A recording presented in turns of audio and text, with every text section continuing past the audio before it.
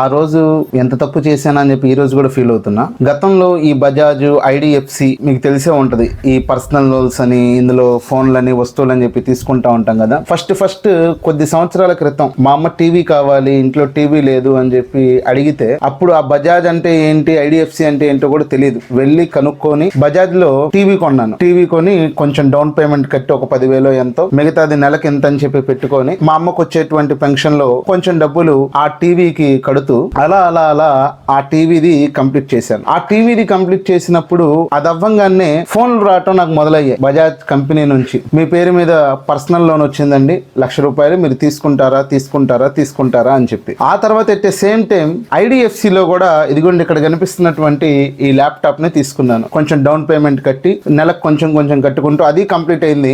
IDFC నుంచి కూడా ఫోన్లు రావటం మొదలయ్యాయి. మీ పేరు మీద ₹50,000 లోన్ వచ్చింది, తీసుకుంటారా అని చెప్పి. అందులో ₹1,00,000 తీసుకున్నాను, ఇందులో 50,000 తీసుకున్నాను. అవి ఇంటి అవసరాలకి, ఇంటి ఖర్చులకి, వాళ్ళకి వీళ్ళకి ఇవ్వాల్సినవి కొంచెం మొత్తంలో ఇచ్చాను. అలా ఆ డబ్బులు అయిపోయినాయి. అయితే ఇక్కడ విషయం ఏంటంటే, ఏదైతే టీవీ తీసుకున్నప్పుడు లేకపోతే ల్యాప్టాప్ తీసుకున్నప్పుడు కట్టగలిగాను కదా, అలా పర్సనల్ లోన్స్ తీసుకున్నప్పుడు అయితే 2-3 నెలలు బాగానే కట్టాను. ఆ తర్వాత కట్టలేకపోయాను. సడన్ గా నాకు ఒంట్లో బాగోకుండా ఉండటం, పని చేయలేకపోవటం, ఇంట్లో జరగటమే కష్టంగా ఉండటం, ఈ బజాజ్ లో, ఐడిఎఫ్సి లో ఈ లోన్లు కట్టలేక ఇంట్రెస్టులు పెరిగిపోవటం, చెక్ బౌన్స్లు పెరిగిపోవటం, ఫోన్ కాల్స్ విపరీతంగా ఎవరు పడితే వాళ్ళు ఫోన్లు చేయటం, అడగటం, ఒకళ్ళ తర్వాత ఒకళ్ళు నాన్ స్టాప్ గా ఫోన్ కాల్స్ వస్తూనే ఉండేవి. అసలు కొంతమంది అయితే ఇష్టం వచ్చినట్టు బూతులు కూడా తిట్టేవాళ్ళు. ఆడ మొగ అని కూడా లేకుండా అటు పక్కన మాట్లాడే వాళ్ళు ఆడైనా మొగైనా ర్యాష్ గా మాట్లాడటం, అలా చేయటం. ఇంకా ఆ టార్చర్ తట్టుకోలేక ఇంకా దానికి 1 టైం సెటిల్మెంట్ చేసుకున్నా. 1 టైం సెటిల్మెంట్ అంటే ఏంటంటే, నేను అంత మొత్తం నేను కట్టలేను, నా పరిస్థితి బాగోలేదు, నాకు అనారోగ్యంగా ఉంది, ఇదిగో నేను ఇంతైతే కట్టగలుగుతానని చెప్పి ఆ మొత్తం ఒకేసారి కట్టేటట్లు మాట్లాడుకోవటం 1 టైం సెటిల్మెంట్. ఆ 1 టైం సెటిల్మెంట్ చేసుకున్నాను. ఐడిఎఫ్సి లో చేసుకున్నాను, ఆ బజాజ్ లో కూడా చేసుకున్నాను, కట్టేశాను. ఆ టైంలో నాకు కొద్దిమంది చెప్పారు, నువ్వు 1 టైం సెటిల్మెంట్ చేసుకుంటే మళ్ళీ నీకు ఫ్యూచర్ లో ఏదన్నా కావాలి అంటే అందులో మళ్ళీ నువ్వు లోన్లు తీసుకోవటం గానీ లేకపోతే వస్తువులు తీసుకోవటం గానీ చేయలేవు, ఆలోచించుకో అంటే. ఆ టైంలో నా పరిస్థితి ఏంటంటే, నెల కట్టలేనటువంటి పరిస్థితి, ఆ ఫోన్ల టార్చర్ తట్టుకోలేనటువంటి పరిస్థితి. సరే ఆ ₹1,00,000కి ఊరొదిలిపెట్టి పారిపోలేము, ఇక్కడే పుట్టి ఇక్కడే పెరిగి ఇక్కడేం ఆస్తిపాస్తులు సొంత ఇల్లు లేకపోయినా ఈ గుంటూరులో ₹1,00,000 కోసం ఊరు వదిలి పారిపోలేం కదా. కాబట్టి ఏదైనా మాట్లాడి సెటిల్ చేసుకుందాం అనుకున్నాం. చాలా జరిగింది. స్టేషన్కి వెళ్ళాం, అరండలపేట పోలీస్ స్టేషన్ లో దీని గురించి డిస్కషన్ జరిగింది. అక్కడ బజాజ్ లో ఉండేటువంటి ఆయన్ని పిలవటం జరిగింది. 1 టైం సెటిల్మెంట్ చేసుకున్నాం. ఐడిఎఫ్సికి అయితే ఐడిఎఫ్సికి నేనే వెళ్ళి, ఏమండి నేను లోన్ ఇలా కట్టలేకపోతున్నాను, నా ఆరోగ్య పరిస్థితి బాగోలేదని చెప్పి దానికి ఎంతో మాట్లాడుకొని అప్పుడు సమ్ అమౌంట్ దానికి కూడా పే చేయటం జరిగింది. అంతటితో ఓకే, సరే మొత్తం పే చేసేసినట్టు క్లియరెన్స్ లెటర్ వచ్చేసింది. ఈ విషయం అయితే నాకు అప్పుడు చెప్పారు చాలా మంది, వాళ్ళు చెప్పారు, బజాజ్ వాళ్ళు కానీ ఐడిఎఫ్సి వాళ్ళు కానీ చెప్పారు. నాకు తెలిసినటువంటి కొంతమంది సర్కిల్లో ఉన్న వాళ్ళు కూడా చెప్పారు, మళ్ళీ ఫ్యూచర్ లో ఏదన్నా లోన్ కావాలి అంటే రాదు, వస్తువులు కావాలి అంటే రావు, అది ఆలోచించుకుంటే మరి ఏం చేయాలి, ఓకే అని చెప్పి పే చేసేసారు. సరే ఇప్పుడు ఏం జరిగిందయ్యా అంటే, రీసెంట్ గా ఏదైతే నేను వాడేటువంటి ఫోన్ ఉందో అది పనికిరానటువంటి పరిస్థితికి వచ్చేసింది. అంటే వీడియోలు తీస్తున్నప్పుడు హ్యాంగ్ అయిపోవటం, ఓవర్ హీట్ అయిపోవటం, అంటే కాస్త ఎండ పెరిగితే అది ఎప్పుడు పగిలిపోతుందా జేబులోనో ప్యాంట్లోనో అనే పరిస్థితి వచ్చేసింది. దానికి కారణం కొంచెం నా తప్పు కూడా ఉంది. తప్పంటే గతి లేని పరిస్థితి. ఏం చేయాలి, మనం తోలేది ర్యాపిడో. ఆ ర్యాపిడోలో లొకేషన్ చూస్తున్నప్పుడు ఫోన్ అలా పెట్టుంటాము. మనం ఎన్ని జాగ్రత్తలు తీసుకున్నా ఎండ అనేది డైరెక్ట్ గా మన ఫోన్ మీద పడుతుంది. ఒప్పో రెనో 10 అని చెప్పి అప్పట్లో 30,000 చిల్లర పెట్టి కొన్నాను. కెమెరా క్వాలిటీ సూపర్ గా ఉంటుంది. ఇప్పుడు దాకా మీరు చూస్తున్న ప్రతి వీడియో కూడా దాని ద్వారా రికార్డ్ చేసింది. ఓకే, కెమెరా క్వాలిటీ బాగానే ఉంది. మొత్తం ఆ ఫోన్ సగం చెడిపోవటానికి కారణం అది ర్యాపిడోకి వాడటం మూలంగా. ఒకే ఫోన్ తోనే వీడియోలు తీయాలి, ఎడిటింగ్ చేయాలి, అప్లోడ్ చేయాలి, షేర్లు చేయాలి, ఫోన్లు మాట్లాడేది దాంతోనే, ర్యాపిడో దాంతోనే, వాట్సాప్లు దాంట్లోనే, యూట్యూబ్ లో వీడియోలు చూసేది దాంట్లోనే. ఇంత చిన్న ఫోను అంత పర్ఫార్మెన్స్ ఎలా ఇవ్వగలదు? చాలా మంది ఏంటంటే ఒక ఫోన్ పర్సనల్ గా వాడుకుంటూ ఇంకొక ఫోన్ ఎడిటింగ్ పర్పస్ కి, వీడియో రికార్డింగ్ పర్పస్ కి పెట్టుకుంటారు. కొంతమంది డబ్బులు ఉన్న వాళ్ళైతే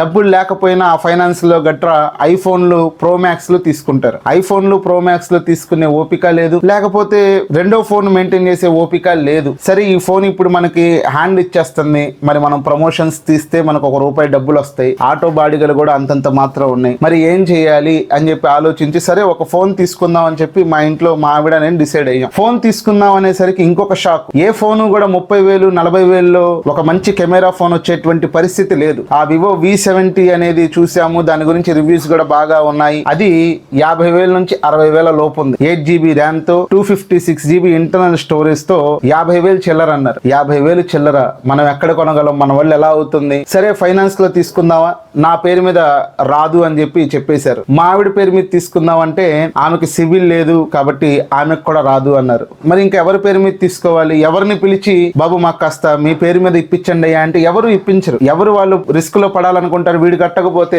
నా ప్రాణం మీద వచ్చింది, నాకెందుకు రా బాబు అని చెప్పి అసలు ఎవరు ఇప్పించరు. మనం కూడా అలా అడగలేం కూడా. నీ బజాజ్ కార్డు మీద ఏమన్నా ఇప్పిస్తావా అని అడిగే వాళ్ళు అడగొచ్చు. నాకైతే సర్కిల్ లేదు, నాకెవరు తెలియదు, నేను అడిగే ఛాన్స్ కూడా లేదు. ఆలోచిస్తే మా బావ గతంలో ఒక టీవీ తీసుకున్నాడు, పర్సనల్ లోన్ కూడా తీసుకున్నాడు IDFCలో. సరే అని చెప్పి ఆయన్ని తీసుకుని వెళ్ళాను. ఆయన్ని తీసుకుని వెళ్ళి ఆయన పేరు మీద వచ్చిద్దా అని చెప్పి చూస్తే వచ్చిద్ది అన్నారులే కానీ 0 డౌన్ పేమెంట్ తో అయితే రాదు. 25,000 రూపాయలు కట్టాలి. ఆయన ఆల్రెడీ లోన్ తీసుకొని ఉన్నాడు కాబట్టి ఆయన పేరు మీద కేవలం 30,000 రూపాయలే ప్రజెంట్ అన్నది అందుబాటులో ఉంటది. మిగతాది డౌన్ పేమెంట్ కట్టాలన్నారు. మనం చూసిన ఫోన్ వచ్చేసి 55,000. మరి 55,000 రూపాయల ఫోన్ లో ఆయనకి 30,000 రూపాయలే లోన్ వస్తుంది కాబట్టి మిగతా 25,000 డౌన్ పేమెంట్ కట్టాలంటే సైలెంట్ గా 2 జేబుల్లో చేతులు పెట్టుకొని ముందుకు వచ్చేసాను. ఎందుకంటే ఇప్పుడున్న పరిస్థితుల్లో 25,000 కాదు కదా, 10,000 కూడా కట్టేటువంటి పరిస్థితి లేదు. ఎందుకంటే ప్రజెంట్ పరిస్థితి అలా ఉంది. అది ఎందుకుంది అన్నది అది మళ్ళీ మాట్లాడుకుందాం. అలా ఉంది. నేనే ఉద్దేశంతో తీసుకొని వెళ్ళానంటే 0 డౌన్ పేమెంట్లు ఇస్తారు కదా, ఏమీ కట్టకుండా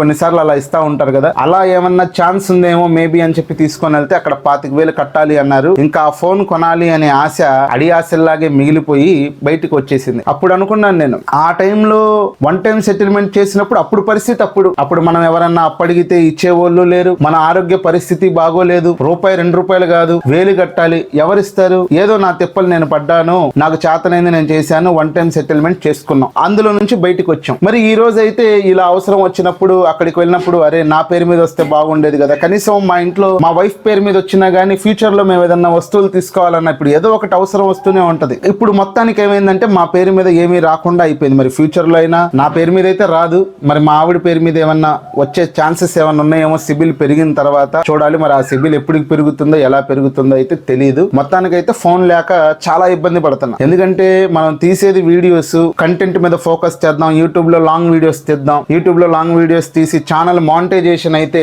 ₹1 యూట్యూబ్ ద్వారా ఏదన్నా ఇన్కమ్ వస్తే అది ఏదన్నా మన అప్పులు తీర్చడానికో మన ఇంటెద్దలకో కరెంటు బిల్లులకు ఉపయోగపడతాయి అనే ఒకే ఒక్క ఆలోచన తప్ప వేరేది ఏది లేదు. ఈ యూట్యూబ్ చేయటం మూలంగా నేను ప్రత్యేకంగా టైం తీయాలి, ఎడిటింగ్ చేయాలి. ఇప్పుడున్నటువంటి ఈ బాకీల్లో పరిస్థితుల్లో టైం తీయటం అంటే చాలా కష్టం. కానీ నేను ఏదో బాడిగ లేని టైంలోనో 1 గంట ముందు లేచో ఇలా రికార్డ్ చేసుకొని ఏదో ఒకటి చెప్పాలి అని చెప్పి చేస్తున్నా. అసలు నా దగ్గర కంటెంట్ ఆలోచించే అంత టైం కూడా లేదు. అంటే రేపు ఏం వీడియో తీయాలి అని చెప్పి కాస్త అది పేపర్ మీద రాసుకోవటం, ఇందులో ఏమేం పాయింట్స్ చెప్పాలి అని చెప్పి 1-2 పాయింట్స్ ఏదన్నా గుర్తొచ్చి రాసుకోవటం అలా ఏమీ లేదు పరిస్థితి. ఎందుకంటే ఉదయం లేచిన కాడ నుంచి పరిగెత్తటం. ఎందుకంటే నేను కట్టుకోవాల్సినవి బాధ్యతలు అలా ఉన్నాయి కాబట్టి కొన్ని నెలల పాటు ఈ హడావుడి అయితే తప్పదు. దానికైతే మీ సపోర్ట్ నాకు కావాలి. సపోర్ట్ అంటే మీరు నాకేం చేయాల్సిన అవసరం లేదు. నా ఛానల్ మీకు నచ్చినట్లయితే, మన వీడియోస్ మీకు నచ్చినట్లయితే దయచేసి మన ఛానల్ ని సబ్స్క్రైబ్ చేసుకోండి. మన వీడియోలు మీకు నచ్చితే లైక్ చేయండి. మీ ఫ్రెండ్స్ కి కూడా కాస్త షేర్ చేస్తూ ఉన్నట్లయితే వాళ్ళకి కూడా నచ్చితే వాళ్ళు కూడా సబ్స్క్రైబ్ చేసుకోవచ్చు. దీని మూలంగా ఏంటంటే మన ఛానల్ రీచ్ పెరుగుతుంది. ఛానల్ అనేది మానిటైజేషన్ అయితే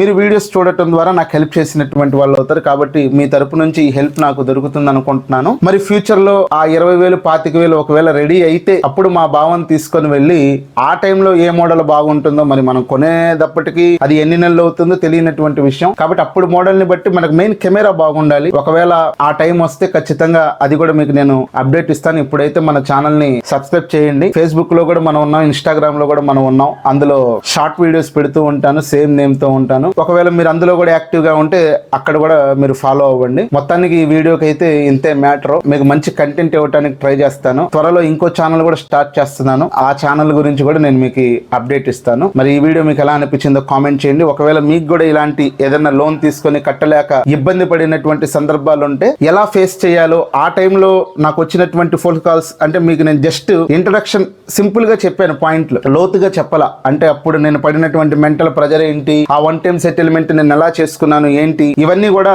ఒకవేళ మీరు కూడా లోన్ తీసుకొని ఉంటే కట్టలేనటువంటి పరిస్థితుల్లో ఉంటే దాన్ని ఎలా సాల్వ్ చేసుకోవాలి, ఎగ్గొట్టేయండి, ఊరొదిలిపరి పారిపోండి అని నేను చెప్పనులే గానీ ఎలా సామరస్య సామరస్యంగా సింపుల్ గా పరిష్కారం చేసుకోవాలి అనేటువంటిది నెక్స్ట్ వీడియోలో చెప్తాను. అది మీకు కూడా హెల్ప్ అవుతుంది, టెన్షన్ పడొద్దు. ఈ వీడియోకి అయితే ఇంతే. వీడియో నచ్చితే లైక్ చేయండి. మళ్ళీ కలుద్దాం. బాయ్.